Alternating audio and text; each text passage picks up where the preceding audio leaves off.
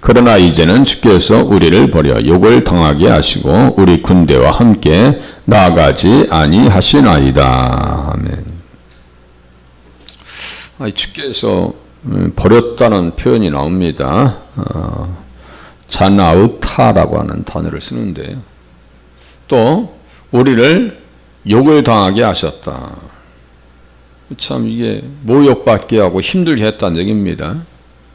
근데 이것은 이제 갑자기 8절에서는 감사하고 자랑하고 원수로 수치를 당하게 하고 그렇게 승승장구했는데 어떻게 이런 시대가 올 수 있는가? 이것은요, 교회의 박해시대를 말합니다. 항상 우리가 예수 믿으면 꽃길만 있는 게 아니에요. 고난과 시련도 찾아옵니다. 이것에 대한 훈련을 잘 받고 이해를 하지 아니하면은 고난과 시련 속에 있을 때 그냥 꺾이더라고요. 복음시대 교회 일부 지역과 온 시대에 걸쳐서 교회가 처했던 황폐하고 고난에 찬 상태를 묘사한다. 그래서 교회가 이전에 베풀어진 은혜와 축복, 앞절에서 언급된 하나님의 언약적 관계를 생각하며 위로받기 전 교회가 스스로를 바라보던 시각을 반영합니다. 그게 무슨 말씀이냐면요. 아니 이렇게 엄청난 시대가 있었는데 승리의 시대가 있었는데 고난과 박해가 있을 수 있는 거예요. 고난과 박해가 있으면 하나님께서 빨리 나타나셔서 도움과 구원을 베풀어 주셔야 되잖아요. 그런데 마치 버린 자로 여겨집니다. 로마 제국 치하에서 일어난 10대 박해 사건이 그랬습니다. 하나님께서 마치 버림받은 것처럼, 버리신 것처럼. 그래서 10대 박해는 주 64년부터 네로 황제로부터 시작해가지고 313년에 밀라노 칙년 때까지입니다. 기독교가 공인되기까지 250년 동안, 제가 했죠. 그냥 이렇게 외우시면 돼요. 250년 동안 50만 명이 순교를 당했다는. 너네도 하나님 있어 진짜? 하면서 그 순교할 때 얼마나 욕을 먹겠어요. 비방과 야유와 조롱과 고통과 마지막에는 생명을 빼앗기는 그러한 시련의 시간. 그래서 국교화된 것은 380년 테오도시우스 황제 때라고 얘기합니다. 그러니까 313년에는 공인된 것이고 380년에는 국교화됐다. 10대 박해를 쭉 보면요. 주요 선교자들이 등장하고 황제들이 등장합니다. 네로, 도미티아누스, 쭉 마르크스 아우렐리우스까지 쭉 나옵니다. 맹수의 먹이로 인간 횃불로 재산 몰수하고요.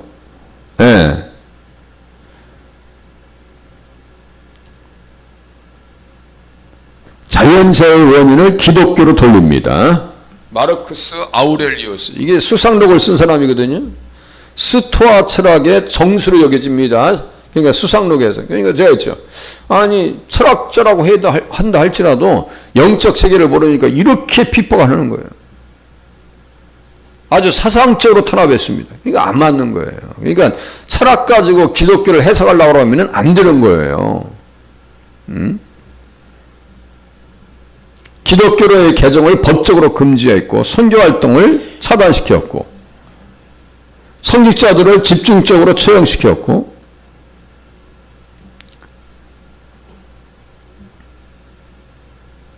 황제 예배 증명서 제출을 요구했고 테키우스 배교자를 대거 찾아냈고 집회를 금지시키고 그야말로 이 성경을 소화시키고 시민권을 박탈하고 이건요 감당할 수 없는 시험이었어요. 그래서 우리를 부끄럽게 하셨다. 욕을 당하게 하셨다라고 하는 것은요 모욕받게 했다. 혼란스럽게 했다. 이런데 지금 우리가 신앙생활 하는 것도 힘든데 만약 이 상태에서 박해가 들어왔다라면은 얼마나 혼란스럽게 했어요. 코로나 시대 한번 살짝 체험해봤습니다. 이건 뭐 아주 공권력을 가지고 교회 모이지 못하게. 그러면 왜 전철은 왜 타고 다녀? 백화점을 왜 안 닫았어? 백화점은? 형평성이 똑같아야 될 거 아니에요? 교회 못 모이게 있으면 전철도 운행하지 말고 차도 버스도 타고 다니지 말아야 될 거 아니에요? 조직적으로 박해를 했어요. 그때요, 힘들어했던 사람들은 지금 교회 안 나오고 있습니다. 그러니까 어차피 떨어질 사람들은 떨어져 나가는 거예요. 어차피 떨어질 사람 떨어져 나가고요. 살 사람들은 사는 거예요. 누가 사느냐? 기도하고 말씀을 의지하는 사람이 살아날 줄로 깨달으시면 맞습니다. 정말 말씀을 의지하고. 하나님께서 그들을 위해서 나타나지 않으시고 고난과 역경 속에서 계속 머물게 하셨음에도 불구하고 하나님에 대한 믿음과 그분을 자랑했어요. 나 예수 믿어요. 아니, 황제가 주요, 예수가 주요. 난 예수님만이 주예요. 주님을 자랑했어요. 아니, 그냥 하늘에서 그냥 우리 저기처럼 블레셋 군대를 깨버린 것처럼 막 우레소리가 나고 막 우박이 떨어지고 아도니 세대 이런 저기 군사들 나타날 때 하늘에서 막 그냥 불이 떨어지고 막 우박이 떨어지고 애굽의 10가지 재앙, 10대 재앙 때 막 그런 건드린 사람들 장자들이 다 죽고 있으면요 더 자랑할 것 같잖아요. 그런데 박해받고 도움을 받지 않는 상태에서 주님을 자랑하기가 쉬워요, 어려워요? 어렵습니다. 내가 지금 병든 상태예요.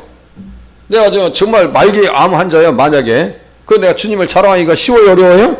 쉽지 않습니다. 그런데 초대교회 성도들은요, 주님을 막 자랑했어요. 자랑하는 만큼 뭐가 왔다고요? 모욕을 받고 부끄러움을 당하고 창피를 당했고 원형 경기장에서 맹수의 먹이가 되었고 이런 데 생각해 감당하겠어요? 그런데 감당하고 이겼습니다. 그렇게 핍박할 때 하나님 어디 있어라고 막 했을 거 아니에요? 그래서 거룩함과 담대함을 가지고 확신 속에서 하나님 앞에 나가는 것이 쉽지 않았어요. 바위 틈 낭떠러지 은밀한 곳에 있는 나의 비둘기야. 그 당시에는요 다 은밀한 곳에 있었어요.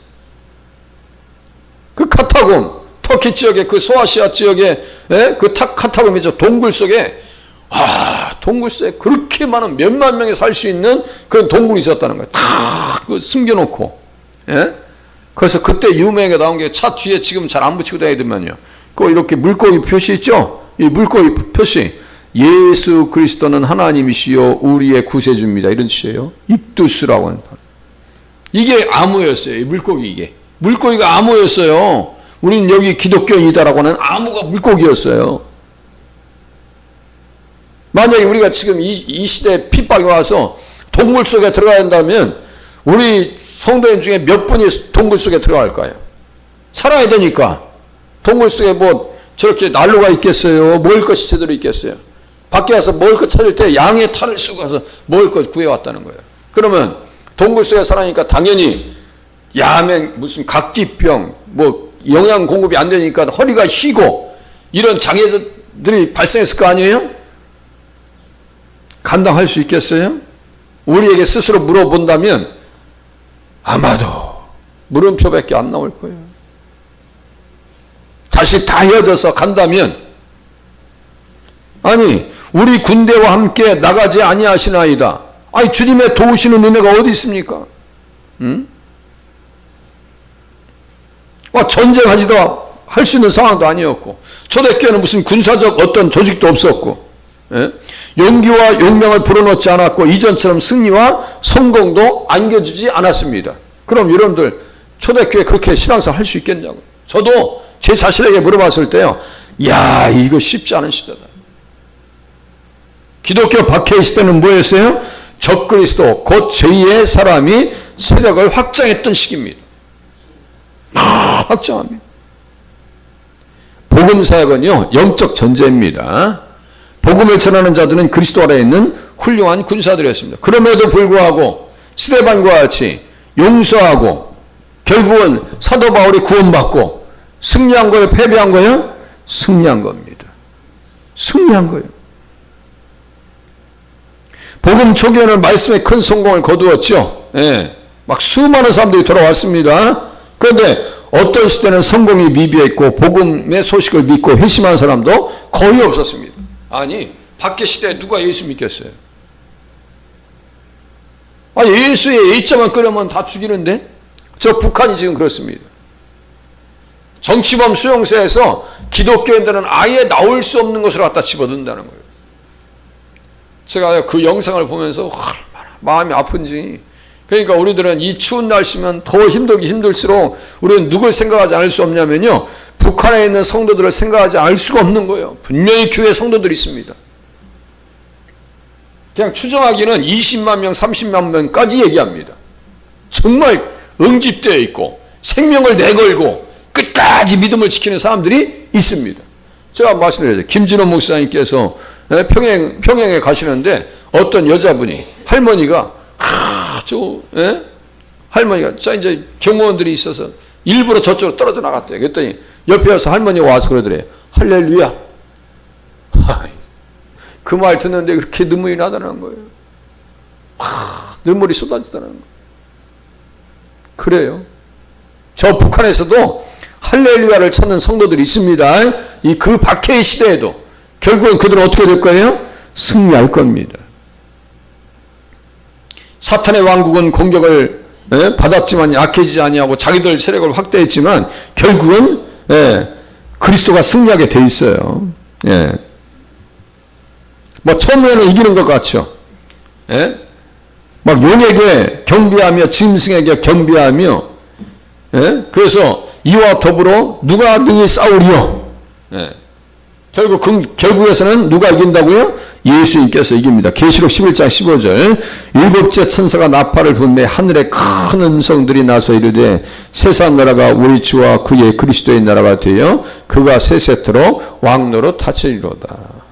박해시대 50만 명이 그렇게 순교를 당했지만 이 사람들은 진짜 왕노릇 할 겁니다. 누구와 더불어서요? 그리스도와 더불어.